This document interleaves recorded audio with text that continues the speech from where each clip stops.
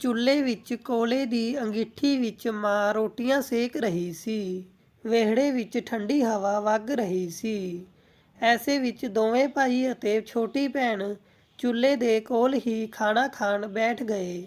ਜਦੀ ਵੱਡਾ ਪੁੱਤ ਰਾਜਨ ਬੋਲਿਆ, ਬਸ ਮਾਂ, ਹੋਰ ਭੁੱਖ ਨਹੀਂ ਹੈ, ਮੇਰੇ ਲਈ ਹੋਰ ਰੋਟੀ ਨਾ ਬਣਾਉਣਾ। ਜਦੀ ਮਾਂ ਬੋਲੀ, ਅਰੇ ਜਵਾਨ ਸਰੀਰ ਹੈ, ਖਾਣਾ ਨਹੀਂ ਖਾਵੇਂਗਾ ਤਾਂ ਕੰਮ ਕਿਵੇਂ ਕਰੇਗਾ। ਹੁਣ ਤੁਸੀਂ ਦੋਵੇਂ ਭਾਈ ਸ਼ਹਿਰ ਜਾ ਰਹੇ ਹੋ ਤਾਂ ਆਪਣਾ ਖਿਆਲ ਤੁਹਾਨੂੰ ਖੁਦ ਹੀ ਰੱਖਣਾ ਪਵੇਗਾ। ਹਾਂ ਮਾਂ, ਤੁਸੀਂ ਚਿੰਤਾ ਨਾ ਕਰੋ, ਅਸੀਂ ਕੋਈ ਦੁੱਧ ਪੀਂਦੇ ਬੱਚੇ ਨਹੀਂ ਹਾਂ।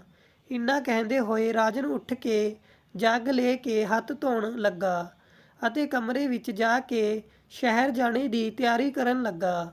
2 ਦਿਨ ਦੇ ਬਾਅਦ ਪਿੰਡ ਦੀ ਮਿੱਟੀ ਵਿੱਚ ਪਲੇ ਬੜੇ ਰਾਜਨ ਅਤੇ ਆਕਾਸ਼ ਹੁਣ ਪਿੰਡ ਤੋਂ ਦੂਰ ਸ਼ਹਿਰ ਚਲੇ ਗਏ। ਪਿੰਡ ਵਿੱਚ ਉਹਨਾਂ ਦਾ ਪੁਸ਼ਤੈਨੀ ਮਕਾਨ ਸੀ, ਜਿਸ ਵਿੱਚ ਉਹਨਾਂ ਦੇ ਮਾਤਾ ਪਿਤਾ ਅਤੇ ਭੈਣ ਰਹਿ ਗਏ ਸੀ। ਰਾਜਨ ਬਹੁਤ ਜ਼ਿਆਦਾ ਪੜ੍ਹਿਆ ਲਿਖਿਆ ਤਾਂ ਨਹੀਂ ਸੀ, ਪਰ ਉਸਦੀ ਚਲਾਕੀ ਦੇ ਅੱਗੇ ਚੰਗੇ ਚੰਗੇ ਪੜ੍ਹੇ ਲਿਖੇ ਵੀ ਪਾਣੀ ਭਰਦੇ ਸੀ। ਛੋਟਾ ਭਾਈ ਆਕਾਸ਼ ਵੀ ਗ੍ਰੈਜੂਏਸ਼ਨ ਪਾਸ ਕਰਕੇ ਉਸਦੇ ਨਾਲ ਹੀ ਸ਼ਹਿਰ ਚਲਾ ਆਇਆ। ਰਾਜਨ ਨੇ ਕੁਝ ਮਹੀਨਿਆਂ ਤੱਕ ਠੇਕੇਦਾਰਾਂ ਦੇ ਨਾਲ ਇਲੈਕਟ੍ਰੀਸ਼ੀਅਨ ਦਾ ਕੰਮ ਕੀਤਾ। ਹੌਲੀ ਹੌਲੀ ਉਹ ਇਸ ਧੰਦੇ ਦੀ ਬਰੀਕੀਆਂ ਨੂੰ ਸਿੱਖ ਗਿਆ ਅਤੇ ਫਿਰ ਉਸਨੇ ਇੱਕ ਦਿਨ ਠੇਕੇਦਾਰੀ ਦਾ ਲਾਇਸੈਂਸ ਬਣਵਾ ਲਿਆ ਅਤੇ ਦੇਖਦੇ ਹੀ ਦੇਖਦੇ ਉਹ ਅਵਲ ਦਰਜੇ ਦਾ ਠੇਕੇਦਾਰ ਬਣ ਬੈਠਾ। ਰਾਜਨ ਨੂੰ ਬਿਜਲੀ ਵਿਭਾਗ ਵਿੱਚ ਬੜੇ ਬੜੇ ਠੇਕੇ ਮਿਲਣ ਲੱਗੇ ਅਤੇ ਉਸਦੀ ਪਹੁੰਚ ਸ਼ਹਿਰ ਦੇ ਵੱਡੇ ਵੱਡੇ ਲੋਕਾਂ ਤੱਕ ਹੋ ਗਈ। ਉੱਧਰ ਆਕਾਸ਼ ਵੀ ਕਿੱਥੇ ਘੱਟ ਸੀ, ਪੜ੍ਹਾਈ ਵਿੱਚ ਤਾਂ ਸ਼ੁਰੂ ਤੋਂ ਹੀ ਹੁਸ਼ਿਆਰ ਸੀ। ਸ਼ਹਿਰ ਆ ਕੇ ਉਸਨੇ ਟਿਊਸ਼ਨ ਪੜ੍ਹਾਉਣੇ ਦਾ ਕੰਮ ਸ਼ੁਰੂ ਕੀਤਾ ਅਤੇ ਹੌਲੀ ਹੌਲੀ ਉਸ ਨੂੰ ਐਸੀ ਸਫਲਤਾ ਮਿਲਣ ਲੱਗੀ ਕਿ ਉਸਨੇ ਆਪਣਾ ਇੱਕ ਇੰਸਟੀਟਿਊਟ ਖੋਲ੍ਹ ਲਿਆ, ਜਿਸ ਵਿੱਚ ਉਹ ਚੰਗਾ ਕਮਾਉਣ ਲੱਗਾ ਸੀ। ਹੁਣ ਦੋਵੇਂ ਪੁੱਤ ਪਿੰਡ ਵਿੱਚ ਆਪਣੇ ਮਾਂ-ਬਾਪ ਦੇ ਕੋਲ ਵੀ ਥੋੜ੍ਹਾ ਬਹੁਤ ਰੁਪਏ ਪੈਸੇ ਭੇਜ ਦਿਆ ਕਰਦੇ ਸੀ। ਆਪਣੇ ਦੋਵੇਂ ਪੁੱਤਾਂ ਨੂੰ ਆਪਣੇ ਪੈਰਾਂ ਪਰ ਖੜਾ ਦੇਖ ਉਹਨਾਂ ਦੇ ਪਿਤਾ ਕ੍ਰਿਸ਼ਨ ਸਿੰਘ ਜੀ ਦਾ ਸੀਨਾ ਗਰਵ ਨਾਲ ਚੌੜਾ ਹੋ ਜਾਂਦਾ ਸੀ। ਹੁਣ ਉਹਨਾਂ ਨੇ ਬੜੇ ਚਾਅ ਨਾਲ ਆਪਣੇ ਵੱਡੇ ਪੁੱਤ ਦੇ ਲਈ ਰਿਸ਼ਤਾ ਲੱਭਣਾ ਸ਼ੁਰੂ ਕਰ ਦਿੱਤਾ। ਇੱਕ ਜਗ੍ਹਾ ਗੱਲ ਬਣ ਗਈ। ਕੁੜੀ ਬਹੁਤ ਹੀ ਸੰਸਕਾਰੀ ਸੀ। ਜਨਮ ਕੁੰਡਲੀ ਮਿਲਾਈ ਗਈ ਤਾਂ ਪੰਡਿਤ ਜੀ ਬੋਲੇ, ਸਾਰੇ ਗੁਣ ਮਿਲ ਰਹੇ ਹਨ ਜਜਮਾਨ, ਹੁਣ ਤਾਂ ਝੱਟ ਮੰਗਣੀ ਪੱਟ ਵਿਆਹ ਕਰ ਦਵੋ। ਫਿਰ ਕ੍ਰਿਸ਼ਨ ਸਿੰਘ ਜੀ ਨੇ ਬੜੇ ਉਤਸ਼ਾਹ ਨਾਲ ਆਪਣੇ ਪੁੱਤ ਰਾਜਨ ਨੂੰ ਫੋਨ ਕੀਤਾ, ਪਰ ਛੋਟੇ ਜਿਹੇ ਪਿੰਡ ਵਿੱਚ ਰਹਿਣੇ ਵਾਲਾ ਰਾਜਨ ਤਾਂ ਸ਼ਹਿਰ ਆ ਕੇ ਇੰਨੀ ਜਲਦੀ ਤਰੱਕੀ ਕਰ ਗਿਆ ਕਿ ਉਸਦੀ ਹਵਾ ਵੀ ਬਦਲਣ ਲੱਗੀ। ਰਾਜਨ ਤਾਂ ਸ਼ਹਿਰ ਵਿੱਚ ਜਾ ਕੇ ਸ਼ਹਿਰ ਦੇ ਰੰਗ ਵਿੱਚ ਹੀ ਰਚ ਬਸ ਗਿਆ ਸੀ। ਪਿੰਡ ਤਾਂ ਰਿਸ਼ਤੇਦਾਰੀ ਤਾਂ ਉਸ ਨੂੰ ਆਪਣੇ ਸਤਰ ਤੋਂ ਛੋਟੀ ਲੱਗਣ ਲੱਗੀ ਸੀ ਅਤੇ ਆਪਣੇ ਯਾਰਾਂ ਦੋਸਤਾਂ ਵਿੱਚ ਤਾਂ ਉਸਨੇ ਆਪਣੇ ਆਪ ਨੂੰ ਪੈਦਾਇਸ਼ੀ ਅਮੀਰ ਦੱਸਿਆ ਹੋਇਆ ਸੀ। ਜਿਵੇਂ ਉਸਦੇ ਪਿਤਾ ਨੇ ਫੋਨ ਪਰ ਉਸਦੇ ਰਿਸ਼ਤੇ ਦੀ ਗੱਲ ਦੱਸੀ ਤਾਂ ਰਾਜਨ ਬੌਖਲਾ ਉੱਠਿਆ। ਪਿਤਾ ਜੀ, ਮੈਨੂੰ ਬਿਨਾਂ ਦੱਸੇ ਤੁਸੀਂ ਮੇਰੇ ਲਈ ਰਿਸ਼ਤਾ ਕਿਵੇਂ ਲੱਭ ਲਿਆ? ਮੇਰੀ ਇੱਕ ਗੱਲ ਧਿਆਨ ਨਾਲ ਸੁਣ ਲਵੋ ਕਿ ਮੈਂ ਪਿੰਡ ਦੀ ਕੁੜੀ ਨਾਲ ਵਿਆਹ ਬਿਲਕੁਲ ਵੀ ਨਹੀਂ ਕਰੂੰਗਾ। ਐਸਾ ਕਹਿ ਕੇ ਰਾਜਨ ਨੇ ਫੋਨ ਕੱਟ ਦਿੱਤਾ। ਪੁੱਤ ਦੁਆਰਾ ਕਹੀ ਗਈ ਗੱਲਾਂ ਪਰ ਕ੍ਰਿਸ਼ਨ ਸਿੰਘ ਜੀ ਨੂੰ ਬਿਲਕੁਲ ਵੀ ਯਕੀਨ ਨਹੀਂ ਹੋ ਪਾ ਰਿਹਾ ਸੀ। ਇਹ ਗੱਲਾਂ ਸੁਣਦੇ ਹੀ ਉਹਨਾਂ ਨੇ ਆਪਣਾ ਮੱਥਾ ਫੜ ਲਿਆ। ਪਰਿਵਾਰ ਵਿੱਚ ਕਿਸੇ ਦੀ ਸਮਝ ਵਿੱਚ ਨਹੀਂ ਆ ਰਿਹਾ ਸੀ ਕਿ ਆਖਿਰ ਰਾਜਨ ਦੀ ਬੁੱਧੀ ਇੰਨੀ ਭ੍ਰਿਸ਼ਟ ਕਿਵੇਂ ਹੋ ਗਈ। ਕਿਆ ਉਸ ਨੂੰ ਆਪਣੇ ਮਾਂ-ਬਾਪ ਦੀ ਇੱਜ਼ਤ ਦੀ ਕੋਈ ਪਰਵਾਹ ਨਹੀਂ ਹੈ? ਜਿਵੇਂ ਤਿਵੇਂ 2-3 ਦਿਨ ਬੀਤੇ, ਪਰ ਮਾਂ-ਬਾਪ ਦੇ ਦਿਲ ਨੂੰ ਚੈਨ ਨਹੀਂ ਸੀ। ਆਖਿਰਕਾਰ ਮਾਂ ਦਾ ਮਨ ਨਹੀਂ ਮੰਨਿਆ ਅਤੇ ਉਹਨਾਂ ਨੇ ਰਾਜਨ ਦੇ ਪਿਤਾ ਨੂੰ ਕਿਹਾ, ਇਹ ਜੀ ਇੱਕ ਗੱਲ ਕਹਾਂ, ਤੁਸੀਂ ਇੱਕ ਵਾਰ ਰਾਜਨ ਨੂੰ ਮਨਾਉਣੇ ਦੇ ਲਈ ਉਸਦੇ ਕੋਲ ਸ਼ਹਿਰ ਕਿਉਂ ਨਹੀਂ ਚਲੇ ਜਾਂਦੇ? ਜਦੀ ਕ੍ਰਿਸ਼ਨ ਸਿੰਘ ਜੀ ਬੋਲੇ, ਰਾਜਨ ਦੀ ਮਾਂ, ਸੋਚ ਤਾਂ ਮੈਂ ਵੀ ਇਹੀ ਰਿਹਾ ਸੀ, ਪਰ ਕਿਆ ਕਰਾਂ, जेब विच पैसा नहीं है। वैसे उम्मीद तां नहीं है, पर फिर भी 2-4 दिन रुक के देखदा हां। क्या पता बच्चे पैसे भेज ही देण। अजी थोड़े ਜਿਹੇ ਰੁਪਏ ਤਾਂ ਮੇਰੇ ਕੋਲ ਪਏ ਹਨ। ਮੇਰੀ ਮੰਨੋ ਤਾਂ ਤੁਸੀਂ ਕੱਲ ਸਵੇਰ ਦੀ ਗੱਡੀ ਤੋਂ ਹੀ ਸ਼ਹਿਰ ਦੇ ਲਈ ਨਿਕਲ ਜਾਓ। ਫਿਰ ਕ੍ਰਿਸ਼ਨ ਸਿੰਘ ਜੀ ਬੋਲੇ, ਤੂੰ ਨਹੀਂ ਮੰਨੇਗੀ। ਠੀਕ ਹੈ, ਕੱਲ ਸ਼ਨੀਵਾਰ ਹੈ। ਕੱਲ ਮੈਂ ਬੱਚਿਆਂ ਨਾਲ ਮਿਲਣ ਦੇ ਲਈ ਚਲਾ ਜਾਂਦਾ ਹਾਂ। ਬ੍ਰਹਮਾ ਮਹੂਰਤ ਵਿੱਚ ਕ੍ਰਿਸ਼ਨ ਸਿੰਘ ਜੀ ਨੇ ਇਸ਼ਨਾਨ ਕੀਤਾ ਅਤੇ ਸਵੇਰ ਦੀ ਬੱਸ ਤੋਂ ਰਾਜਨ ਨਾਲ ਮਿਲਣ ਸ਼ਹਿਰ ਚਲੇ ਗਏ। ਉੱਧਰ ਰਾਜਨ ਨੇ ਆਪਣੇ ਯਾਰਾਂ ਦੋਸਤਾਂ ਨੂੰ ਦੱਸਿਆ ਹੋਇਆ ਸੀ ਕਿ ਉਹ ਤਾਂ ਬੜੇ ਧਨਵਾਨ ਪਰਿਵਾਰ ਤੋਂ ਹੈ ਅਤੇ ਉਹਨਾਂ ਦੇ ਘਰ ਬਹੁਤ ਸਾਰੇ ਨੌਕਰ ਚਾਕਰ ਕੰਮ ਕਰਦੇ ਹਨ। ਆਪਣੇ ਛੋਟੇ ਭਾਈ ਆਕਾਸ਼ ਨੂੰ ਵੀ ਉਸਨੇ ਇਹੀ ਸਮਝਾਇਆ ਸੀ ਕਿ ਕੋਈ ਪੁੱਛੇ ਤਾਂ ਐਸਾ ਹੀ ਸਭ ਕੁਝ ਦੱਸਿਆ ਕਰੋ। ਪਰ ਰਾਜਨ ਨਹੀਂ ਜਾਣਦਾ ਸੀ ਕਿ ਜਦ ਇਨਸਾਨ ਦੀ ਪੋਲ ਖੁੱਲ੍ਹਦੀ ਹੈ ਤਾਂ ਲੋਕਾਂ ਦਾ ਵਿਸ਼ਵਾਸ ਉੱਠਣੇ ਵਿੱਚ ਜ਼ਰਾ ਵੀ ਦੇਰ ਨਹੀਂ ਲੱਗਦੀ। ਰਾਜਨ ਨੇ ਜੋ ਪਤਾ ਦੱਸਿਆ ਹੋਇਆ ਸੀ ਉਸੀ ਪਤੇ ਨੂੰ ਪੁੱਛਦੇ ਪੁੱਛਦੇ ਕ੍ਰਿਸ਼ਨ ਸਿੰਘ ਜੀ ਉਸਦੇ ਦਫ਼ਤਰ ਪਹੁੰਚ ਗਏ। ਬਾਹਰ ਬੈਠੇ ਗਾਰਡ ਤੋਂ ਜਦ ਕ੍ਰਿਸ਼ਨ ਸਿੰਘ ਜੀ ਨੇ ਪੁੱਛਿਆ ਕਿ ਕਿਆ ਰਾਜਨ ਇੱਥੇ ਹੀ ਰਹਿੰਦਾ ਹੈ ਤਾਂ ਗਾਰਡ ਨੇ ਪੁੱਛਿਆ, ਤੁਸੀਂ ਕੌਣ ਹੋ ਅਤੇ ਸਾਹਿਬ ਨੂੰ ਕਿਵੇਂ ਜਾਣਦੇ ਹੋ? ਤਾਂ ਕ੍ਰਿਸ਼ਨ ਸਿੰਘ ਜੀ ਬੋਲੇ, ਮੈਂ ਉਸਦਾ ਪਿਤਾ ਹਾਂ, ਪਰ ਉਹ ਕਿਤੇ ਦਿਖਾਈ ਨਹੀਂ ਦੇ ਰਿਹਾ। ਤਾਂ ਉਹਨਾਂ ਦੀ ਗੱਲ ਸੁਣ ਕੇ ਗਾਰਡ ਨੇ ਉਹਨਾਂ ਨੂੰ ਗੌਰ ਨਾਲ ਦੇਖਿਆ, ਕਿਉਂਕਿ ਉਸ ਨੂੰ ਯਕੀਨ ਨਹੀਂ ਹੋ ਰਿਹਾ ਸੀ ਕਿ ਇਹ ਸਾਹਿਬ ਦੇ ਪਿਤਾ ਹਨ, ਅਤੇ ਫਿਰ ਬੋਲਿਆ ਕਿ ਸਾਹਿਬ ਕਿਤੇ ਮੀਟਿੰਗ ਵਿੱਚ ਗਏ ਹਨ। ਮੈਂ ਹੁਣੇ ਉਹਨਾਂ ਨੂੰ ਫੋਨ ਪਰ ਤੁਹਾਡੇ ਆਉਣੇ ਦੀ ਗੱਲ ਦੱਸ ਦਿੰਦਾ ਹਾਂ। ਫਿਰ ਕ੍ਰਿਸ਼ਨ ਸਿੰਘ ਜੀ ਨੇ ਉਸ ਤੋਂ ਪੁੱਛਿਆ ਕਿ ਆਕਾਸ਼ ਤਾਂ ਹੋਵੇਗਾ ਘਰ ਪਰ, ਤਾਂ ਉਸ ਨੂੰ ਬੁਲਾ ਦਿਓ। ਤਾਂ ਉਹਨਾਂ ਦੀ ਗੱਲ ਸੁਣ ਕੇ ਗਾਰਡ ਬੋਲਿਆ, ਅਰੇ ਬਾਬੂ ਜੀ, ਇਹ ਉਹਨਾਂ ਦਾ ਘਰ ਨਹੀਂ ਹੈ, ਦਫ਼ਤਰ ਹੈ। ਸਾਹਿਬ ਤਾਂ ਆਪਣੇ ਛੋਟੇ ਭਾਈ ਦੇ ਨਾਲ ਪਿੱਛੇ ਦੀ ਬਿਲਡਿੰਗ ਵਿੱਚ ਰਹਿੰਦੇ ਹਨ।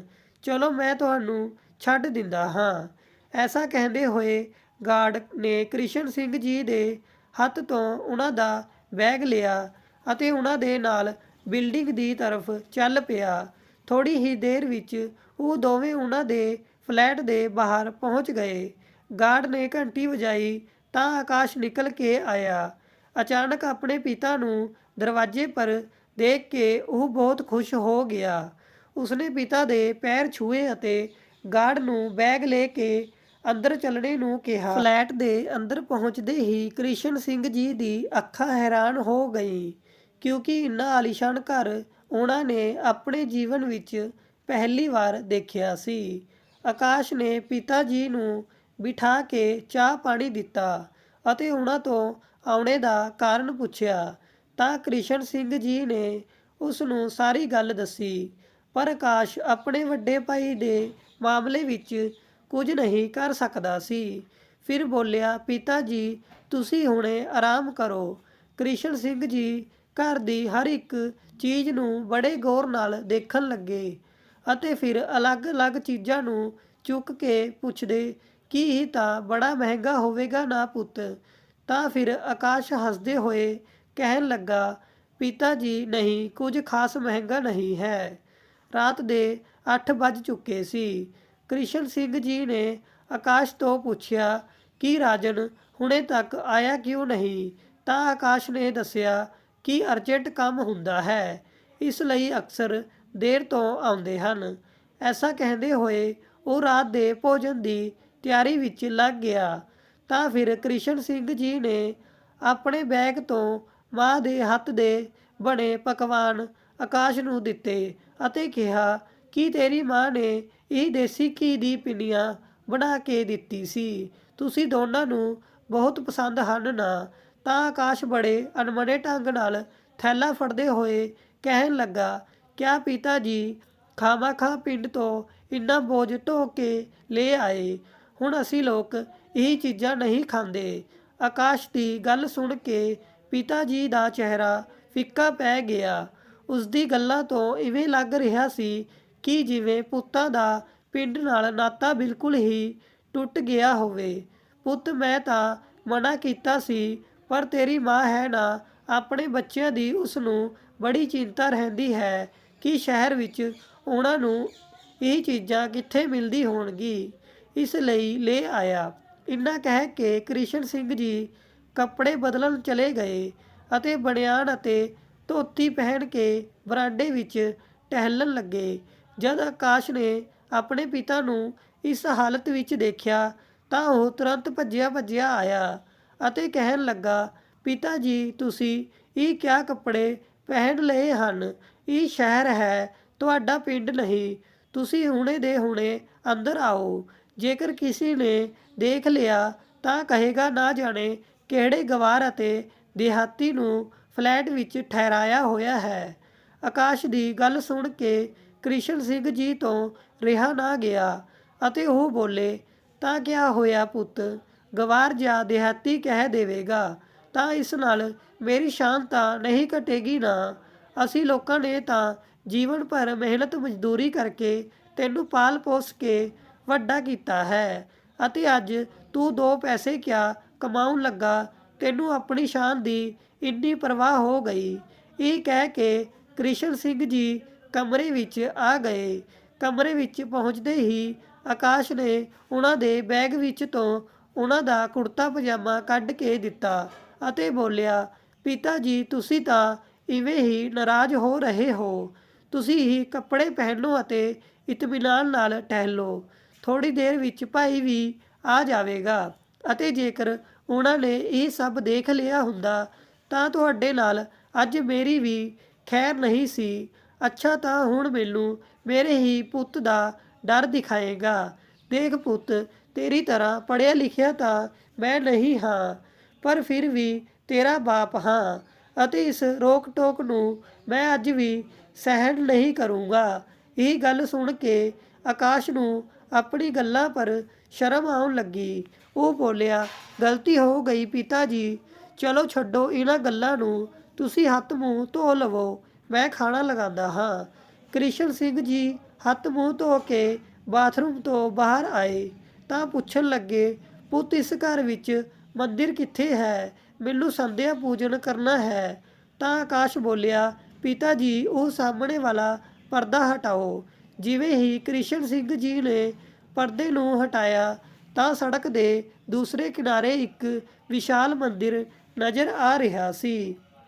ਤਾਂ ਕ੍ਰਿਸ਼ਨ ਸਿੰਘ ਜੀ ਨੇ ਪੁੱਛਿਆ, ਪੁੱਤ ਕਿਆ ਤੁਸੀਂ ਘਰ ਵਿੱਚ ਪੂਜਾ ਪਾਠ ਵੀ ਨਹੀਂ ਕਰਦੇ? ਨਹੀਂ ਪਿਤਾ ਜੀ, ਇੱਥੇ ਤੋਂ ਹੱਥ ਜੋੜ ਦਿੰਦੇ ਹਾਂ, ਇੰਨਾ ਤਾਂ ਸਮੇਂ ਵੀ ਨਹੀਂ ਮਿਲਦਾ। ਫਿਰ ਕ੍ਰਿਸ਼ਨ ਸਿੰਘ ਜੀ ਨੇ ਕਿਹਾ, ਬਚਪਨ ਤੋਂ ਤੁਹਾਨੂੰ ਅਸੀਂ ਇਹ ਸਿਖਾਇਆ ਸੀ ਕਿ ਸਵੇਰੇ ਨਹਾ ਧੋ ਕੇ ਸਭ ਤੋਂ ਪਹਿਲਾਂ ਭਗਵਾਨ ਦੀ ਪੂਜਾ ਕਰਨੀ ਚਾਹੀਦੀ, ਪਰ ਸ਼ਹਿਰ ਵਿੱਚ ਆ ਕੇ ਤਾਂ ਤੁਹਾਡੀ ਬੁੱਧੀ ਇੱਕਦਮ ਭ੍ਰਸ਼ਟ ਹੋ ਗਈ ਹੈ। ਉਸੀ ਸਮੇਂ ਆਕਾਸ਼ ਨੇ ਫਰਿੱਜ ਦਾ ਦਰਵਾਜ਼ਾ ਖੋਲ੍ਹਿਆ ਤਾਂ ਫਰਿੱਜ ਵਿੱਚ ਦੂਰ ਤੋਂ ਹੀ ਕ੍ਰਿਸ਼ਨ ਸਿੰਘ ਜੀ ਨੂੰ ਅੰਡੇ ਰੱਖੇ ਨਜ਼ਰ ਆਏ। ਉਸੀ ਸਮੇਂ ਉਹਨਾਂ ਦੇ ਮੂੰਹ ਤੋਂ ਨਿਕਲਿਆ, ਹੇ ਭਗਵਾਨ, ਮੇਰਾ ਤਾਂ ਧਰਮ ਹੀ ਭ੍ਰਸ਼ਟ ਹੋ ਗਿਆ। ਹੁਣ ਤੁਸੀਂ ਲੋਕ ਅੰਡੇ ਵੀ ਖਾਂਦੇ ਹੋ, ਮੈਂ ਤਾਂ ਇਸ ਘਰ ਵਿੱਚ ਭੋਜਨ ਦਾ ਇੱਕ ਨਿਵਾਲਾ ਵੀ ਨਹੀਂ ਖਾਊਂਗਾ। ਇਹ ਗੱਲ ਸੁਣਦੇ ਹੀ ਆਕਾਸ਼ ਪਰੇਸ਼ਾਨ ਹੋ ਗਿਆ। ਉਸਨੇ ਫਟਾਫਟ ਤੋਂ ਅੰਡੇ ਚੁੱਕ ਕੇ ਬਾਹਰ ਸੁੱਟ ਦਿੱਤੇ ਅਤੇ ਫਿਰ ਚੰਗੀ ਤਰ੍ਹਾਂ ਨਾਲ ਹੱਥ ਮੂੰਹ ਧੋ ਕੇ ਆ ਗਿਆ ਅਤੇ ਬੋਲਿਆ, ਪਿਤਾ ਜੀ ਮੈਂ ਸਭ ਸੁੱਟ ਦਿੱਤਾ ਹੈ, ਹੁਣ ਤਾਂ ਖਾਣਾ ਖਾਓਗੇ ਨਾ? ਜਦੀ ਕ੍ਰਿਸ਼ਨ ਸਿੰਘ ਜੀ ਬੋਲੇ, ਤੁਸੀਂ ਲੋਕ ਸ਼ਹਿਰ ਵਿੱਚ ਆ ਕੇ ਆਪਣੀ ਮਰਿਆਦਾ ਹੀ ਭੁੱਲ ਗਏ ਹੋ। ਆਪਣੇ ਧਰਮ ਦੇ ਸੰਸਕਾਰਾਂ ਵਿੱਚ ਰਹਿਣਾ ਇੱਕ ਚੰਗੇ ਇਨਸਾਨ ਦੀ ਪਹਿਚਾਣ ਹੈ। ਰਾਤ ਦੇ 10 ਵੱਜ ਚੁੱਕੇ ਸੀ, ਪਰ ਰਾਜਨ ਹੁਣੇ ਤੱਕ ਘਰ ਨਹੀਂ ਪਹੁੰਚਿਆ ਸੀ। ਜਦ ਕ੍ਰਿਸ਼ਨ ਸਿੰਘ ਜੀ ਨੇ ਉਸਦੇ ਬਾਰੇ ਵਿੱਚ ਪੁੱਛਿਆ ਤਾਂ ਆਕਾਸ਼ ਨੇ ਦੱਸਿਆ ਕਿ ਭਾਈ ਤਾਂ ਕਦੀ-ਕਦੀ 2 ਵਜੇ ਤੱਕ ਵੀ ਘਰ ਪਹੁੰਚਦੇ ਹਨ ਅਤੇ ਜ਼ਿਆਦਾ ਦੇਰ ਹੋ ਜਾਏ ਤਾਂ ਦਫ਼ਤਰ ਵੀ ਰੁਕ ਜਾਂਦੇ ਹਨ। ਫਿਰ ਕ੍ਰਿਸ਼ਨ ਸਿੰਘ ਜੀ ਨੇ ਕਿਹਾ, ਕਿਆ ਉਹ ਦਾਰੂ ਵੀ ਪੀਂਦਾ ਹੈ? ਇਸ ਗੱਲ ਪਰ ਆਕਾਸ਼ ਦੀ ਨਜ਼ਰਾਂ ਨੀਚੇ ਝੁਕ ਗਈ ਅਤੇ ਫਿਰ ਗੱਲ ਪਲਟਦੇ ਹੋਏ ਬੋਲਿਆ, ਤੁਸੀਂ ਖਾਣਾ ਖਾ ਲਵੋ, ਠੰਡਾ ਹੋ ਜਾਵੇਗਾ। ਟੇਬਲ ਪਰ ਲਗਾਵਾਂ ਜਾਂ ਬਿਸਤਰ ਪਰ ਖਾਓਗੇ? ਜਦੀ ਕ੍ਰਿਸ਼ਨ ਸਿੰਘ ਜੀ ਨੇ ਜਵਾਬ ਦਿੱਤਾ, ਬੇਟਾ ਮੈਂ ਸੋਚਿਆ ਸੀ ਕਿ ਬਹੁਤ ਦਿਨਾਂ ਬਾਅਦ ਪੁੱਤਾਂ ਨਾਲ ਮੁਲਾਕਾਤ ਹੋ ਰਹੀ ਹੈ ਤਾਂ ਇਕੱਠੇ ਬੈਠ ਕੇ ਭੋਜਨ ਕਰਾਂਗੇ, ਪਰ ਤੇਰੇ ਭਾਈ ਨੂੰ ਤਾਂ ਆਪਣੇ ਪਿਤਾ ਨਾਲ ਮਿਲਣ ਦੀ ਫੁਰਸਤ ਵੀ ਨਹੀਂ ਹੈ। ਮੇਰੇ ਲਈ ਰਸੋਈ ਘਰ ਵਿੱਚ ਹੀ ਚਟਾਈ ਵਿਛਾ ਦੇ, ਮੈਂ ਇੱਥੇ ਹੀ ਬੈਠ ਕੇ 2 ਫੁਲਕੇ ਖਾ ਲਊਂਗਾ। ਆਕਾਸ਼ ਨੇ ਤੁਰੰਤ ਉੱਥੇ ਚਟਾਈ ਵਿਛਾ ਕੇ ਆਪਣੇ ਪਿਤਾ ਜੀ ਦੇ ਲਈ ਗਰਮ-ਗਰਮ ਭੋਜਨ ਪਰੋਸ ਦਿੱਤਾ। ਫਿਰ ਕ੍ਰਿਸ਼ਨ ਸਿੰਘ ਜੀ ਬੋਲੇ, ਪੁੱਤ ਖਾਣਾ ਤਾਂ ਤੂੰ ਬਹੁਤ ਚੰਗਾ ਬਣਾਇਆ ਹੈ, ਚੱਲ ਇੰਨਾ ਤਾਂ ਸਿੱਖ ਲਿਆ ਤੂੰ। ਤਾਂ ਆਕਾਸ਼ ਬੋਲਿਆ, ਜੀ ਪਿਤਾ ਜੀ, ਖਾਣੇ ਲਾਇਕ ਤਾਂ ਬਣਾ ਹੀ ਲੈਂਦਾ ਹਾਂ। ਫਿਰ ਕ੍ਰਿਸ਼ਨ ਸਿੰਘ ਜੀ ਨੇ ਕਿਹਾ, ਆਕਾਸ਼ ਪੁੱਤ, ਮੇਰੀ ਰਾਜਨ ਨਾਲ ਗੱਲ ਤਾਂ ਕਰਵਾਣਾ। ਆਪਣੇ ਵੱਡੇ ਭਾਈ ਨਾਲ ਗੱਲ ਕਰਵਾਣੇ ਦੇ ਲਈ ਆਕਾਸ਼ ਨੇ ਫੋਨ ਲਗਾਇਆ ਤਾਂ ਜਿਵੇਂ ਹੀ ਕ੍ਰਿਸ਼ਨ ਸਿੰਘ ਜੀ ਨੇ ਫੋਨ ਪਰ ਉਸ ਨਾਲ ਗੱਲ ਕਰਨੀ ਚਾਹੀ ਤਾਂ ਉਸਨੇ ਫੋਨ ਕੱਟ ਦਿੱਤਾ।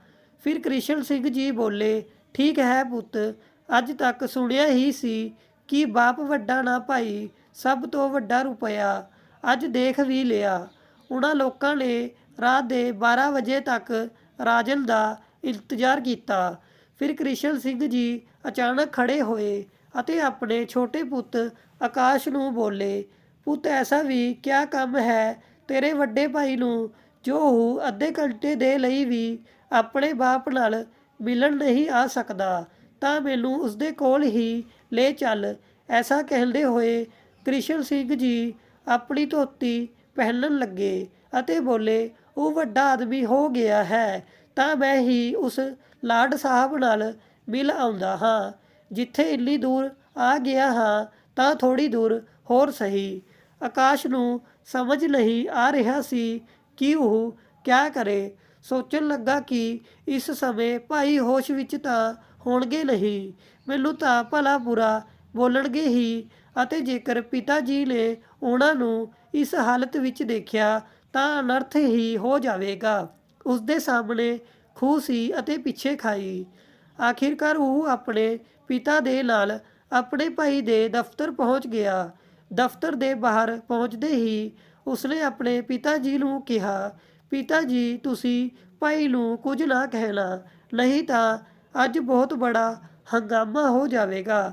ਵੈਸੇ ਤਾਂ ਸ਼ਰਾਬੀ ਲੋਕਾਂ ਦੇ ਮੂੰਹ ਲੱਗਣਾ ਵੀ ਤੁਹਾਡੀ ਸ਼ਾਨ ਦੇ ਖਿਲਾਫ ਹੈ। ਹੁਣ ਤੁਹਾਡੀ ਇੱਜ਼ਤ ਤੁਹਾਡੇ ਹੱਥ ਵਿੱਚ ਹੈ। ਪਰ ਕ੍ਰਿਸ਼ਨ ਸਿੰਘ ਜੀ ਦੀ ਸਮਝ ਵਿੱਚ ਨਹੀਂ ਆ ਰਿਹਾ ਸੀ ਕਿ ਆਖਿਰਕਾਰ ਆਕਾਸ਼ ਉਹਨਾਂ ਨੂੰ ਇਹ ਸਭ ਗੱਲਾਂ ਕਿਉਂ ਕਹਿ ਰਿਹਾ ਹੈ। ਕਿਆ ਮੈਂ ਨਾਦਾਨ ਹਾਂ ਜਾਂ ਫਿਰ ਕੋਈ ਬਾਹਰ ਦਾ ਵਿਅਕਤੀ ਹਾਂ। ਐਸਾ ਸੋਚਦੇ ਹੋਏ ਕ੍ਰਿਸ਼ਨ ਸਿੰਘ ਜੀ ਨੇ ਦਰਵਾਜ਼ਾ ਖੜਕਾਇਆ। ਅੰਦਰ ਤੋਂ ਰਾਜਨ ਨੇ ਦਰਵਾਜ਼ਾ ਖੋਲ੍ਹਿਆ ਅਤੇ ਆਪਣੇ ਪਿਤਾ ਕ੍ਰਿਸ਼ਨ ਸਿੰਘ ਜੀ ਨੂੰ ਦੇਖਦੇ ਹੀ ਗੁੱਸੇ ਨਾਲ ਚੀਕਿਆ, ਕੌਣ ਹੋ ਤੁਸੀਂ? ਇਸ ਸਮੇਂ ਮੇਰੇ ਦਫ਼ਤਰ ਦੇ ਬਾਹਰ ਕਿਆ ਕਰ ਰਹੇ ਹੋ? ਜਦੀ ਆਕਾਸ਼ ਬੋਲਿਆ, ਅਰੇ ਭਾਈ ਤੁਸੀਂ ਹੀ ਕਿਆ ਕਹਿ ਰਹੇ ਹੋ? ਪਿਤਾ ਜੀ ਪਿੰਡ ਤੋਂ ਤੁਹਾਨੂੰ ਮਿਲਣ ਆਏ ਹਨ। ਪਿਤਾ ਜੀ? ਅਰੇ ਕਿਸਦੇ ਪਿਤਾ ਜੀ ਹਨ ਇਹ? ਸਾਡੇ ਪਿਤਾ ਜੀ ਤਾਂ ਪਿੰਡ ਦੇ ਸਭ ਤੋਂ ਅਮੀਰ ਵਿਅਕਤੀ ਹਨ। ਇਹ ਗਵਾਰ ਮੇਰਾ ਪਿਤਾ ਨਹੀਂ ਹੈ। ਮੈਨੂੰ ਤਾਂ ਲੱਗਦਾ ਹੈ ਸ਼ਰਾਬ ਮੈਂ ਪੀਤੀ ਹੈ ਅਤੇ ਨਸ਼ਾ ਤੈਨੂੰ ਹੋ ਗਿਆ। ਰਾਜਨ ਨੂੰ ਐਸੀ ਹਾਲਤ ਵਿੱਚ ਦੇਖ ਕੇ ਕ੍ਰਿਸ਼ਨ ਸਿੰਘ ਜੀ ਦਾ ਗੁੱਸਾ 7ਵੇਂ ਆਸਮਾਨ ਪਰ ਚੜ੍ਹ ਗਿਆ। ਉਹਨਾਂ ਨੇ ਕੜਕਦੀ ਆਵਾਜ਼ ਵਿੱਚ ਬੋਲਿਆ, ਅਰੇ ਬੇਸ਼ਰਮ, ਸ਼ਰਾਬ ਦਾ ਨਸ਼ਾ ਇੰਨਾ ਹੋ ਗਿਆ ਕਿ ਆਪਣੇ ਬਾਪ ਨੂੰ ਵੀ ਨਹੀਂ ਪਛਾਣਦਾ। ਉਹਨਾਂ ਦੀ ਜ਼ੋਰਦਾਰ ਆਵਾਜ਼ ਸੁਣ ਕੇ ਅੰਦਰ ਤੋਂ 2 ਹੋਰ ਨੌਜਵਾਨ ਵੀ ਬਾਹਰ ਦਰਵਾਜ਼ੇ ਪਰ ਪਹੁੰਚ ਗਏ ਅਤੇ ਆਕਾਸ਼ ਤੋਂ ਪੁੱਛਣ ਲੱਗੇ, ਕੌਣ ਹੈ ਇਹ ਬੁੱਢਾ ਗਵਾਰ ਅਤੇ ਰਾਤ ਵਿੱਚ ਠੇਕੇਦਾਰ ਸਾਹਿਬ ਨੂੰ ਪਰੇਸ਼ਾਨ ਕਿਉਂ ਕਰ ਰਿਹਾ ਹੈ? ਉਹਨਾਂ ਦੀ ਇਹ ਗੱਲ ਸੁਣ ਕੇ ਕ੍ਰਿਸ਼ਨ ਸਿੰਘ ਜੀ ਨੂੰ ਹੋਰ ਗੁੱਸਾ ਆ ਗਿਆ। ਉਹ ਬੋਲੇ, ਕਿਆ ਤੁਹਾਡੇ ਮਾਂ-ਬਾਪ ਨੇ ਆਪਣੇ ਤੋਂ ਵੱਡੇ ਨਾਲ ਗੱਲ ਕਰਨੇ ਦੀ ਤਮੀਜ਼ ਨਹੀਂ ਸਿਖਾਈ? ਆਪਣੇ ਪਿਤਾ ਦੀ ਉਮਰ ਦੇ ਇਨਸਾਨ ਨਾਲ ਐਸੀ ਘਟੀਆ ਭਾਸ਼ਾ ਵਿੱਚ ਗੱਲ ਕਰਦੇ ਹੋ। ਪਰ ਤੁਹਾਡੇ ਤੋਂ ਕਿਆ ਸ਼ਿਕਾਇਤ? ਜਦ ਆਪਣਾ ਹੀ ਸਿੱਕਾ ਖੋਟਾ ਹੋਵੇ ਤਾਂ ਦੂਸਰੇ ਨੂੰ ਕਿਆ ਕਹਿਣਾ? ਦਰਅਸਲ ਰਾਜਨ ਦੇ ਯਾਰ ਦੋਸਤਾਂ ਨੂੰ ਤਾਂ ਇਹੀ ਪਤਾ ਸੀ ਕਿ ਉਸਦੇ ਘਰ ਵਾਲੇ ਬਹੁਤ ਅਮੀਰ ਹਨ। ਇਸ ਲਈ ਉਹਨਾਂ ਨੇ ਸੋਚਿਆ ਕਿ ਹੀ ਸ਼ਾਇਦ ਰਾਜਨ ਦੇ ਨੀਚੇ ਕੰਮ ਕਰਨੇ ਵਾਲਾ ਕੋਈ ਮਜ਼ਦੂਰ ਹੋਵੇਗਾ। ਉਹਨਾਂ ਨੇ ਰਾਜਨ ਨੂੰ ਕਿਹਾ, ਸਰ, ਇਸ ਮਜ਼ਦੂਰ ਦਾ ਜੋ ਵੀ ਹਿਸਾਬ ਕਿਤਾਬ ਹੈ ਕਰਕੇ ਇਸ ਨੂੰ ਚੱਲਦਾ ਕਰੋ। ਸਾਡਾ ਮਜ਼ਾ ਕਿਰਕਿਰਾ ਹੋ ਰਿਹਾ ਹੈ। ਫਿਰ ਰਾਜਨ ਨੇ ਕਿਹਾ, ਅਰੇ ਤੈਨੂੰ ਤਾਂ ਪਤਾ ਹੈ ਇਹਨਾਂ ਲੋਕਾਂ ਦਾ ਕੰਮ ਧਾਮ ਕਰਦੇ ਨਹੀਂ ਹਨ ਅਤੇ ਪੈਸੇ ਮੰਗਣ ਆ ਜਾਂਦੇ ਹਨ। ਨਿਕਲ ਜਾਓ ਇੱਥੇ ਤੋਂ। ਇਹ ਸੁਣ ਕੇ ਕ੍ਰਿਸ਼ਨ ਸਿੰਘ ਜੀ ਗੁੱਸੇ ਨਾਲ ਅੱਗ ਬਬੂਲਾ ਹੋ ਗਏ ਅਤੇ ਬੋਲੇ, ਨਲਾਇਕ, ਬੇਸ਼ਰਮੀ ਦੀ ਵੀ ਹੱਦ ਹੁੰਦੀ ਹੈ। 4 ਪੈਸੇ ਕਿਆ ਆ ਗਏ ਤੇਰੇ ਕੋਲ, ਆਪਣੀ ਔਕਾਤ ਹੀ ਭੁੱਲ ਗਿਆ। ਇੰਨਾ ਸੁਣਨੇ ਦੀ ਦੇਰ ਸੀ ਕਿ ਰਾਜਨ ਗੁੱਸੇ ਨਾਲ ਭੜਕਦਾ ਹੋਇਆ ਅੰਦਰ ਗਿਆ ਅਤੇ 500 ਦੇ 2 ਬੰਡਲ ਲੈ ਕੇ ਆਕਾਸ਼ ਦੇ ਹੱਥ ਵਿੱਚ ਫੜਾਉਂਦੇ ਹੋਏ ਕਿਹਾ, ਇਹ ਲਓ ਅਤੇ ਦਫਾ ਕਰ ਦਿਓ ਇਹਨਾਂ ਨੂੰ ਮੇਰੇ ਸਾਹਮਣੇ ਤੋਂ। ਇਹੋ ਜਿਹਾ ਕਹਿ ਕੇ ਉਹ ਜਿਵੇਂ ਹੀ ਦਰਵਾਜ਼ਾ ਬੰਦ ਕਰਨ ਲੱਗਾ ਤਾਂ ਕ੍ਰਿਸ਼ਨ ਸਿੰਘ ਜੀ ਨੇ ਉਸਦਾ ਗਿਰੇਬਾਨ ਫੜ ਲਿਆ ਅਤੇ ਬੋਲੇ, ਲਾਹਨਤ ਹੈ ਤੇਰੇ ਐਸੇ ਨੋਟਾਂ ਪਰ। ਤੂੰ ਵੱਡਾ ਆਦਮੀ ਤਾਂ ਬਣ ਗਿਆ, ਪਰ ਇੱਕ ਗੱਲ ਕੰਨ ਖੋਲ ਕੇ ਸੁਣ ਲੈ। ਅੱਜ ਤੋਂ ਨਾ ਮੈਂ ਤੇਰਾ ਪਿਤਾ ਅਤੇ ਨਾ ਤੂੰ ਮੇਰਾ ਪੁੱਤ। ਐਸਾ ਕਹਿੰਦੇ ਹੋਏ ਉਹਨਾਂ ਨੇ ਆਕਾਸ਼ ਦੇ ਹੱਥ ਤੋਂ ਉਹ ਨੋਟਾਂ ਦਾ ਬੰਡਲ ਖੋਇਆ ਅਤੇ ਰਾਜਨ ਦੇ ਮੂੰਹ ਪਰ ਦੇ ਮਾਰਿਆ ਅਤੇ ਸਿੱਧਾ ਫਲੈਟ ਦੀ ਤਰਫ ਨਿਕਲ ਗਏ। ਆਕਾਸ਼ ਵੀ ਪਿੱਛੇ ਪਿੱਛੇ ਚੱਲ ਦਿੱਤਾ। ਘਰ ਜਾਂਦੇ ਹੀ ਆਪਣਾ ਸਮਾਨ ਪੈਕ ਕਰਦੇ ਹੋਏ ਬੋਲੇ, ਬਸ ਆਕਾਸ਼ ਪੁੱਤ, ਹੁਣ ਮੈਂ ਇਸ ਨਰਕ ਵਿੱਚ ਇੱਕ ਪਲ ਵੀ ਨਹੀਂ ਰਹੂੰਗਾ। ਫਿਰ ਆਕਾਸ਼ ਬੋਲਿਆ, ਪਿਤਾ ਜੀ, ਇਸ ਲਈ ਮੈਂ ਤੁਹਾਨੂੰ ਉੱਥੇ ਜਾਣੇ ਦੇ ਲਈ ਮਨ੍ਹਾ ਕੀਤਾ ਸੀ। ਉਹਨਾਂ ਦਾ ਉੱਚੀ ਸੁਸਾਇਟੀ ਦੇ ਲੋਕਾਂ ਵਿੱਚ ਉੱਠਣਾ ਬੈਠਣਾ ਹੈ ਅਤੇ ਪੈਸਾ ਚੰਗੇ ਚੰਗੇ ਨੂੰ ਬਦਲ ਕੇ ਰੱਖ ਦਿੰਦਾ ਹੈ। ਪਰ ਪਿਤਾ ਜੀ, ਤੁਸੀਂ ਇਸ ਸਮੇਂ ਘਰ ਮੁੜ ਕੇ ਨਾ ਜਾਓ। ਸਵੇਰ ਹੁੰਦੇ ਹੀ ਮੈਂ ਤੁਹਾਨੂੰ ਬੱਸ ਵਿੱਚ ਬਿਠਾ ਦੂੰਗਾ। ਕ੍ਰਿਸ਼ਨ ਸਿੰਘ ਜੀ ਨੂੰ ਖੁਦ ਪਰ ਹੀ ਬਹੁਤ ਜ਼ਿਆਦਾ ਗੁੱਸਾ ਆ ਰਿਹਾ ਸੀ ਕਿ ਆਖਿਰ ਮੈਂ ਇੱਥੇ ਆਇਆ ਹੀ ਕਿਉਂ ਅਤੇ ਹੁਣ ਜਾ ਕੇ ਆਪਣੀ ਪਤਨੀ ਨੂੰ ਕਿਆ ਜਵਾਬ ਦੇਵਾਂਗਾ। ਇਹ ਸੋਚ ਕੇ ਕ੍ਰਿਸ਼ਨ ਸਿੰਘ ਜੀ ਫੁੱਟ ਫੁੱਟ ਕੇ ਰੋਣ ਲੱਗੇ।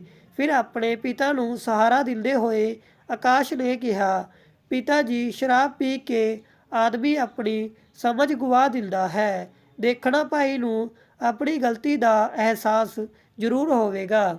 ਫਿਰ ਕ੍ਰਿਸ਼ਨ ਸਿੰਘ ਜੀ ਬੋਲੇ, ਅੱਜ ਤੋਂ ਮੇਰਾ ਅਤੇ ਉਸਦਾ ਨਾਤਾ ਖਤਮ ਹੋ ਗਿਆ ਹੈ। ਤੇਰੇ ਕਹਿਣੇ ਪਰ ਰਾਤ ਵਿੱਚ ਇੱਥੇ ਰੁਕ ਰਿਹਾ ਹਾਂ, ਪਰ ਸਵੇਰ ਹੁੰਦੇ ਹੀ ਮੈਨੂੰ 6 ਵਜੇ ਦੀ ਬੱਸ ਵਿੱਚ ਬਿਠਾ ਦੇਣਾ। ਆਕਾਸ਼ ਨੇ ਸੋਚਿਆ, ਚਲੋ ਪਿਤਾ ਜੀ ਹੁਣੇ ਤਾਂ ਮੰਨ ਗਏ, ਸਵੇਰ ਤੱਕ ਕਿਆ ਪਤਾ ਉਹਨਾਂ ਦਾ ਗੁੱਸਾ ਕੁਝ ਘੱਟ ਹੋ ਜਾਏ। ਥੋੜ੍ਹੀ ਦੇਰ ਬਾਅਦ ਉਹ ਦੋਵੇਂ ਸੋ ਗਏ। ਰਾਤ ਭਰ ਕ੍ਰਿਸ਼ਨ ਸਿੰਘ ਜੀ ਕਰਵਟਾਂ ਹੀ ਬਦਲਦੇ ਰਹੇ। ਸਵੇਰੇ 5 ਵਜੇ ਬੈਲ ਵੱਜੀ ਤਾਂ ਆਕਾਸ਼ ਦੀ ਨੀਂਦ ਖੁੱਲ੍ਹੀ।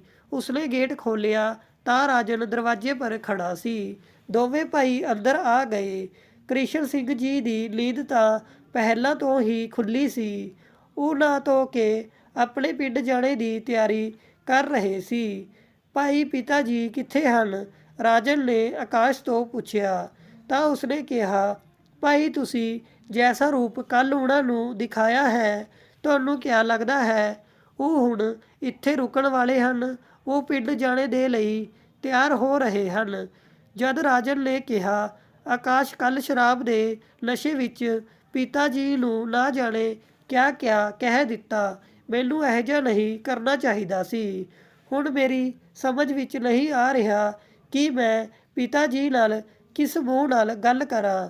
ਫਿਰ ਆਕਾਸ਼ ਨੇ ਕਿਹਾ, ਜਦ ਤੁਹਾਨੂੰ ਪਤਾ ਚੱਲ ਗਿਆ ਸੀ ਕਿ ਪਿਤਾ ਜੀ ਆਏ ਹਨ ਤਾਂ ਕੱਲ੍ਹ ਇੰਨੀ ਸ਼ਰਾਬ ਪੀਣੇ ਦੀ ਕਿਆ ਜ਼ਰੂਰਤ ਸੀ?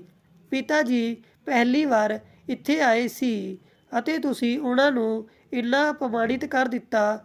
ਫਿਰ ਰਾਜਨ ਬੋਲਿਆ, ਮੈਨੂੰ ਪੂਰੀ ਤਰ੍ਹਾਂ ਨਾਲ ਯਾਦ ਵੀ ਨਹੀਂ ਹੈ ਕਿ ਮੈਂ ਕਿਆ ਕਿਹਾ, ਕਿਉਂਕਿ ਮੈਨੂੰ ਤਾਂ ਹੋਸ਼ ਹੀ ਨਹੀਂ ਸੀ।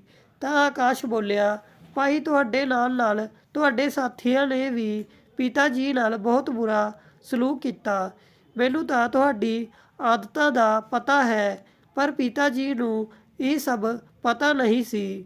ਹੁਣੇ ਕ੍ਰਿਸ਼ਨ ਸਿੰਘ ਜੀ ਪੂਜਾ ਪਾਠ ਕਰਕੇ ਬਾਹਰ ਨਿਕਲੇ ਹੀ ਸੀ ਕਿ ਰਾਜਨ ਉਹਨਾਂ ਦੇ ਸਾਹਮਣੇ ਪਹੁੰਚਿਆ ਅਤੇ ਪਿਤਾ ਜੀ ਦੇ ਪੈਰ ਛੂਹ ਕੇ ਜਿਵੇਂ ਹੀ ਪ੍ਰਣਾਮ ਕਰਨ ਲੱਗਾ ਤਾਂ ਕ੍ਰਿਸ਼ਨ ਸਿੰਘ ਜੀ ਨੇ ਉਸ ਨੂੰ ਘੂਰਦੇ ਹੋਏ ਕਿਹਾ, ਤੁਸੀਂ ਕੌਣ ਹੋ? ਮੈਂ ਤੁਹਾਨੂੰ ਪਛਾਣਿਆ ਨਹੀਂ। ਇਹ ਸੁਣ ਕੇ ਰਾਜਨ ਦਾ ਚਿਹਰਾ ਸ਼ਰਮ ਨਾਲ ਲਾਲ ਹੋ ਗਿਆ। ਉਸਨੇ ਆਪਣੇ ਪਿਤਾ ਦੇ ਪੈਰ ਫੜ ਲਏ ਅਤੇ ਬੋਲਿਆ, ਪਿਤਾ ਜੀ, ਕੱਲ੍ਹ ਮੇਰੇ ਤੋਂ ਮੇਰੀ ਜ਼ਿੰਦਗੀ ਦੀ ਸਭ ਤੋਂ ਬੜੀ ਗਲਤੀ ਹੋ ਗਈ। ਮੈਂ ਨਸ਼ੇ ਵਿੱਚ ਨਾ ਜਾਣੇ ਤੁਹਾਨੂੰ ਕਿੰਨਾ ਭਲਾ ਬੁਰਾ ਕਹਿ ਦਿੱਤਾ। ਇਸ ਦੇ ਲਈ ਮੈਂ ਤੁਹਾਡੇ ਤੋਂ ਮਾਫ਼ੀ ਮੰਗਣ ਆਇਆ ਹਾਂ।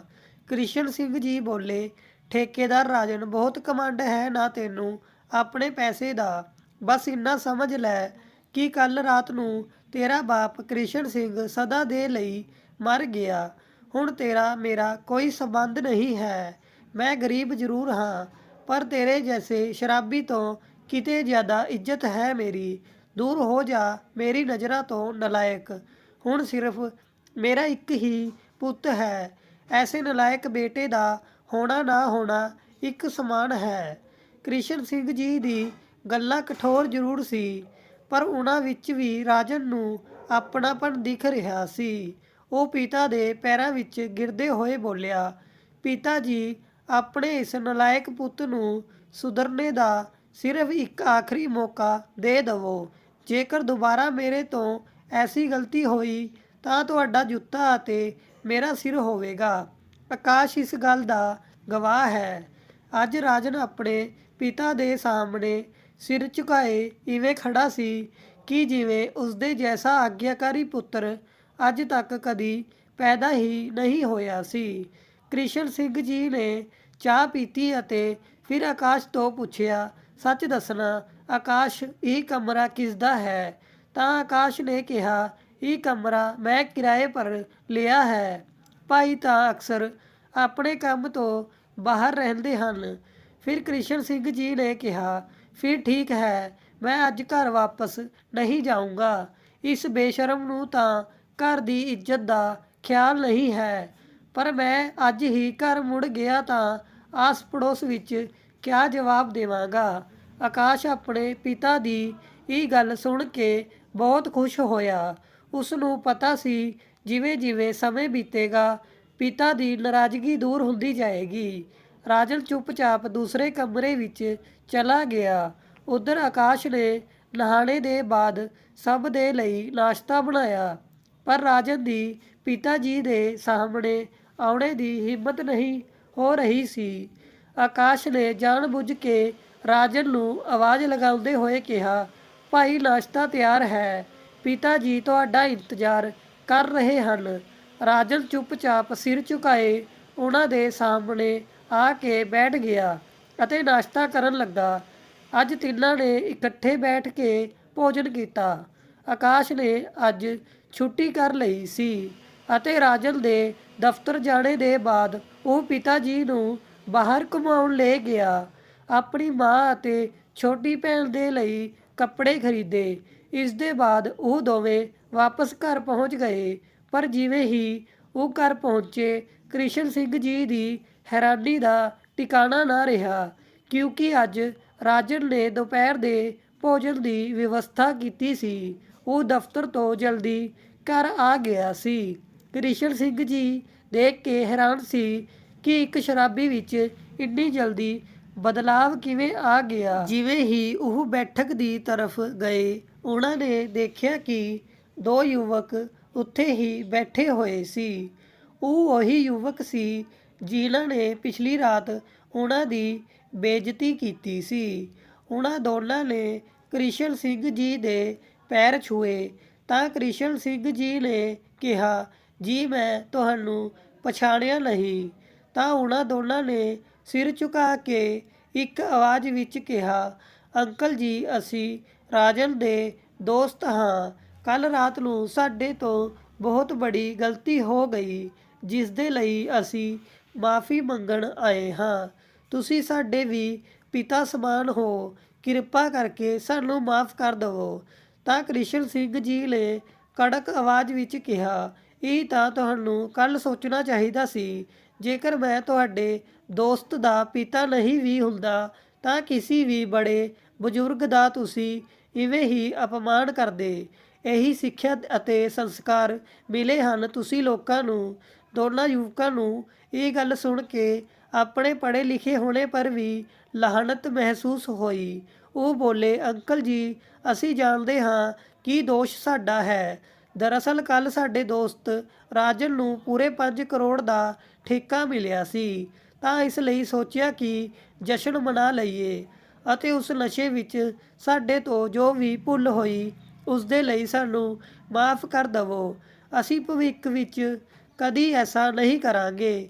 ਤਾਂ ਕ੍ਰਿਸ਼ਨ ਸਿੰਘ ਜੀ ਨੇ ਚੇਤਵਾਨੀ ਭਰੇ ਲਹਿਜੇ ਵਿੱਚ ਕਿਹਾ, ਠੀਕ ਹੈ, ਪਰ ਅੱਗੇ ਤੋਂ ਐਸਾ ਨਾ ਹੋਵੇ। ਆਪਣੇ ਤੋਂ ਵੱਡੇ ਦੀ ਕਦਰ ਕਰੋਗੇ ਤਾਂ 5 ਕਰੋੜ ਕਿਆ 50 ਕਰੋੜ ਦੇ ਵੀ ਠੇਕੇ ਮਿਲਣਗੇ, ਪਰ ਜੇਕਰ ਪੈਸੇ ਦੇ ਘਮੰਡ ਵਿੱਚ ਵੱਡਿਆਂ ਦਾ ਅਪਮਾਨ ਕਰੋਗੇ ਤਾਂ ਅਸੀਂ ਵੱਡਿਆਂ ਨੂੰ ਭੀਖ ਮੰਗਦੇ ਵੀ ਦੇਖਿਆ ਹੈ। ਜਿਵੇਂ ਹੀ ਉਹ ਦੋਵੇਂ ਜਾਣ ਲੱਗੇ ਤਾਂ ਕ੍ਰਿਸ਼ਨ ਸਿੰਘ ਜੀ ਬੋਲੇ, ਮੇਰੀ ਗੱਲ ਦਾ ਬੁਰਾ ਨਾ ਮੰਨਣਾ, ਤੁਸੀਂ ਦੋਵੇਂ ਚੰਗੇ ਘਰ ਦੇ ਲੱਗਦੇ ਹੋ। ਇਹ ਨਸ਼ੇ ਦੀ ਲੱਤ ਛੱਡ ਦਿਓ, ਇਸ ਵਿੱਚ ਕੁਝ ਨਹੀਂ ਰੱਖਿਆ। ਠੀਕ ਹੈ ਅੰਕਲ ਜੀ, ਕਹਿ ਕੇ ਉਹਨਾਂ ਦੋਨਾਂ ਨੇ ਕ੍ਰਿਸ਼ਨ ਸਿੰਘ ਜੀ ਨੂੰ ਪ੍ਰਣਾਮ ਕੀਤਾ ਅਤੇ ਚਲੇ ਗਏ। ਉਸ ਦੇ ਬਾਅਦ ਰਾਜਨ ਨੇ ਖਾਣਾ ਪਰੋਸ ਦਿੱਤਾ। ਉਹ ਜਿੰਨਾ ਆਪਣੇ ਪਿਤਾ ਦੇ ਨਜ਼ਦੀਕ ਆ ਰਿਹਾ ਸੀ, ਪਿਤਾ ਦੇ ਦਿਲ ਵਿੱਚ ਉਸ ਦੇ ਪ੍ਰਤੀ ਗੁੱਸਾ ਘੱਟ ਹੁੰਦਾ ਜਾ ਰਿਹਾ ਸੀ। ਜਿਵੇਂ ਹੀ ਉਹਨਾਂ ਦੇ ਪਿਤਾ ਖਾਣਾ ਖਾਣ ਬੈਠੇ ਤਾਂ ਕ੍ਰਿਸ਼ਨ ਸਿੰਘ ਜੀ ਨੇ ਪੁੱਛਿਆ, ਇਹ ਖਾਣਾ ਕਿਸ ਨੇ ਤਿਆਰ ਕੀਤਾ ਹੈ? ਤਾਂ ਆਕਾਸ਼ ਬੋਲਿਆ, ਕਿਉਂ ਪਿਤਾ ਜੀ, ਚੰਗਾ ਨਹੀਂ ਬਣਿਆ ਕਿਆ? ਪਰ ਰਾਜਨ ਹੁਣ ਵੀ ਚੁੱਪ ਸੀ। ਉਸ ਨੂੰ ਪਤਾ ਚੱਲ ਗਿਆ ਸੀ ਕਿ ਉਸਦੀ ਦੂਸਰੀ ਗਲਤੀ ਵੀ ਜਲਦੀ ਹੀ ਫੜੀ ਜਾਵੇਗੀ। ਫਿਰ ਕ੍ਰਿਸ਼ਨ ਸਿੰਘ ਜੀ ਬੋਲੇ, ਭੋਜਨ ਬਹੁਤ ਚੰਗਾ ਬਣਿਆ ਹੈ, ਪਰ ਐਸਾ ਭੋਜਨ ਤੂੰ ਤਾਂ ਨਹੀਂ ਬਣਾ ਸਕਦਾ।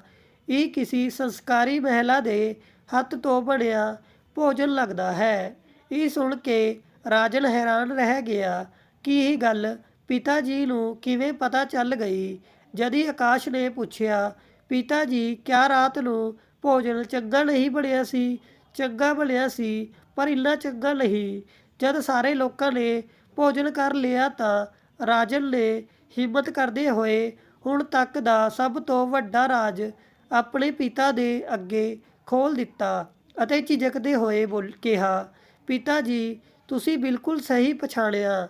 ਇਹ ਭੋਜਨ ਅਸੀਂ ਨਹੀਂ ਬਣਾਇਆ, ਤੁਹਾਡੀ ਹੋਣੇ ਵਾਲੀ ਨੂੰਹ ਨੇ ਬਣਾਇਆ ਹੈ। ਇਹ ਗੱਲ ਕ੍ਰਿਸ਼ਨ ਸਿੰਘ ਜੀ ਨੂੰ ਮਜ਼ਾਕ ਪ੍ਰਤੀਤ ਹੋਈ। ਫਿਰ ਉਹ ਬੋਲੇ, ਹਾਂ, ਅੱਜ ਕੱਲ੍ਹ ਚੱਲ ਵੀ ਕੁਝ ਐਸਾ ਹੀ ਰਿਹਾ ਹੈ। ਬੱਚੇ ਚੁੱਪਚਾਪ ਵਿਆਹ ਕਰ ਲੈਂਦੇ ਹਨ। ਮਾਂ-ਬਾਪ ਨੂੰ ਉਦੋਂ ਪਤਾ ਚੱਲਦਾ ਹੈ ਜਦ ਨਾਤੀ ਪੋਤੇ ਹੋ ਜਾਂਦੇ ਹਨ। ਹੁਣ ਰਾਜਨ ਦਾ ਡਰ ਥੋੜ੍ਹਾ ਘੱਟ ਹੋਇਆ। ਫਿਰ ਬੋਲਿਆ, ਨਹੀਂ ਪਿਤਾ ਜੀ, ਹੁਣ ਇਹ ਗੱਲ ਇੰਨੀ ਅੱਗੇ ਤਾਂ ਨਹੀਂ ਵਧੀ, ਪਰ ਇੰਨਾ ਜ਼ਰੂਰ ਹੈ ਕਿ ਮੈਂ ਤੁਹਾਡੇ ਲਈ ਨੂੰਹ ਲੱਭ ਲਈ ਹੈ। ਤੁਹਾਡੀ ਆਗਿਆ ਹੋਵੇ ਤਾਂ ਮੈਂ ਤੁਹਾਨੂੰ ਉਸ ਨਾਲ ਮਿਲਵਾ ਦੇਵਾਂ। ਪੜੋਸ ਵਿੱਚ ਹੀ ਉਸਦੇ ਚਾਚਾ ਦਾ ਘਰ ਹੈ। 4-5 ਮਹੀਨੇ ਤੋਂ ਉਹ ਉੱਥੇ ਹੀ ਰਹਿੰਦੀ ਹੈ। ਵੈਸੇ ਤਾਂ ਪਿੰਡ ਦੀ ਰਹਿਣੇ ਵਾਲੀ ਹੈ ਅਤੇ ਉਸਦੇ ਭਾਈਆਂ ਨਾਲ ਤੁਸੀਂ ਅੱਜ ਹੀ ਮਿਲ ਚੁੱਕੇ ਹੋ। ਫਿਰ ਕ੍ਰਿਸ਼ਨ ਸਿੰਘ ਜੀ ਆਪਣੀ ਨਾਰਾਜ਼ਗੀ ਜਤਾਉਂਦੇ ਹੋਏ ਬੋਲੇ, ਜੋ ਆਪਣੀ ਮਨਮਰਜ਼ੀ ਦਾ ਮਾਲਿਕ ਹੈ, ਜਿਸ ਦੇ ਲਈ ਮਾਂ-ਬਾਪ ਦਾ ਹੋਣਾ ਨਾ ਹੋਣਾ ਬਰਾਬਰ ਹੀ ਹੈ, ਉਸਨੇ ਰਿਸ਼ਤਾ ਵੀ ਐਸੇ ਹੀ ਲੋਕਾਂ ਦੇ ਘਰ ਕੀਤਾ ਹੋਵੇਗਾ। ਫਿਰ ਆਕਾਸ਼ ਬੋਲਿਆ, ਪਰ ਪਿਤਾ ਜੀ, ਤੁਸੀਂ ਵੀ ਤਾਂ ਭਾਈ ਦੇ ਲਈ ਰਿਸ਼ਤਾ ਲੱਭਣੇ ਦੀ ਗੱਲ ਕਰ ਰਹੇ ਸੀ, ਤਾਂ ਇੱਕ ਵਾਰ ਦੇਖ ਹੀ ਲਵੋ, ਕਿਆ ਪਤਾ ਤੁਹਾਨੂੰ ਪਸੰਦ ਆ ਜਾਵੇ। ਕ੍ਰਿਸ਼ਨ ਸਿੰਘ ਜੀ ਨੂੰ ਇਹ ਗੱਲ ਠੀਕ ਲੱਗੀ ਅਤੇ ਮਨ ਹੀ ਮਨ ਸੋਚਿਆ ਕਿ ਅੱਜ ਕੱਲ੍ਹ ਦੇ ਬੱਚਿਆਂ ਦਾ ਕੁਝ ਭਰੋਸਾ ਵੀ ਤਾਂ ਨਹੀਂ। ਜੇਕਰ ਮੈਂ ਨਾ ਵੀ ਕਹਿ ਦਿੱਤੀ, ਉਹਨਾਂ ਨੇ ਫਿਰ ਵੀ ਵਿਆਹ ਕਰ ਲਿਆ ਤਾਂ ਬੇਇੱਜ਼ਤੀ ਤਾਂ ਸਾਡੀ ਹੈ। ਫਿਰ ਕ੍ਰਿਸ਼ਨ ਸਿੰਘ ਜੀ ਨੇ ਕਿਹਾ, ਪਹਿਲਾਂ ਇਸ ਨੂੰ ਕਹੋ ਕਿ ਜਨਮ ਕੁੰਡਲੀ ਮਿਲਾਈ ਜਾਵੇਗੀ, ਫਿਰ ਗੱਲ ਅੱਗੇ ਵਧੇਗੀ। ਪਰ ਮੈਨੂੰ ਹੈਰਾਨੀ ਹੈ ਕਿ ਉਸਦੇ ਭਾਈ ਐਸੇ ਸ਼ਰਾਬੀ ਨੂੰ ਦੇਖ ਕੇ ਵੀ ਆਪਣੀ ਭੈਣ ਦਾ ਵਿਆਹ ਇਸ ਨਾਲ ਕਰਵਾਉਣਾ ਚਾਹੁੰਦੇ ਹਨ। ਖੈਰ, ਉਹਨਾਂ ਦੀ ਮਰਜ਼ੀ। ਫਿਰ ਰਾਜਨ ਨੇ ਆਪਣੇ ਪਿਤਾ ਨੂੰ ਕੁੜੀ ਦੀ ਫੋਟੋ ਦਿਖਾਈ। ਕ੍ਰਿਸ਼ਨ ਸਿੰਘ ਜੀ ਨੂੰ ਕੁੜੀ ਜਾਣੀ ਪਹਿਚਾਨੀ ਜਿਹੀ ਲੱਗੀ। ਜਦ ਉਹਨਾਂ ਨੇ ਕੁੜੀ ਦੇ ਬਾਰੇ ਵਿੱਚ ਸਾਰੀ ਜਾਣਕਾਰੀ ਪੁੱਛੀ ਤਾਂ ਕ੍ਰਿਸ਼ਨ ਸਿੰਘ ਜੀ ਦੀ ਖੁਸ਼ੀ ਦਾ ਟਿਕਾਣਾ ਨਾ ਰਿਹਾ, ਕਿਉਂਕਿ ਸੰਜੋਗ ਨਾਲ ਇਸੀ ਕੁੜੀ ਦੇ ਰਿਸ਼ਤੇ ਦੀ ਗੱਲ ਤਾਂ ਉਹ ਰਾਜਨ ਦੇ ਲਈ ਕਰ ਰਹੇ ਸੀ। ਕ੍ਰਿਸ਼ਨ ਸਿੰਘ ਜੀ ਵੀ ਇੱਕ ਹਫ਼ਤੇ ਤੋਂ ਇਸੀ ਰਿਸ਼ਤੇ ਨੂੰ ਲੈ ਕੇ ਪਰੇਸ਼ਾਨ ਸੀ। ਤਣਾਅਪੂਰਨ ਮਾਹੌਲ ਅਚਾਨਕ ਨਾਲ ਹਸੀ ਖੁਸ਼ੀ ਦੇ ਮਾਹੌਲ ਵਿੱਚ ਪਰਿਵਰਤਿਤ ਹੋ ਗਿਆ। ਅੱਗੇ ਦੀ ਗੱਲ ਹੁਣ ਮੈਂ ਖੁਦ ਹੀ ਸੰਭਾਲ ਲਵਾਂਗਾ। ਐਸਾ ਕਹਿੰਦੇ ਹੋਏ ਕ੍ਰਿਸ਼ਨ ਸਿੰਘ ਜੀ ਦਿਲ ਵਿੱਚ ਢੇਰ ਸਾਰੀ ਖੁਸ਼ੀ ਲਈ ਪਿੰਡ ਦੇ ਲਈ ਨਿਕਲ ਗਏ। ਸਟੋਰੀ ਕਿਵੇਂ ਲੱਗੀ ਲਾਈਕ ਕਮੈਂਟ ਕਰਕੇ ਜ਼ਰੂਰ ਦੱਸਿਓ ਜੀ। ਧੰਨਵਾਦ ਜੀ।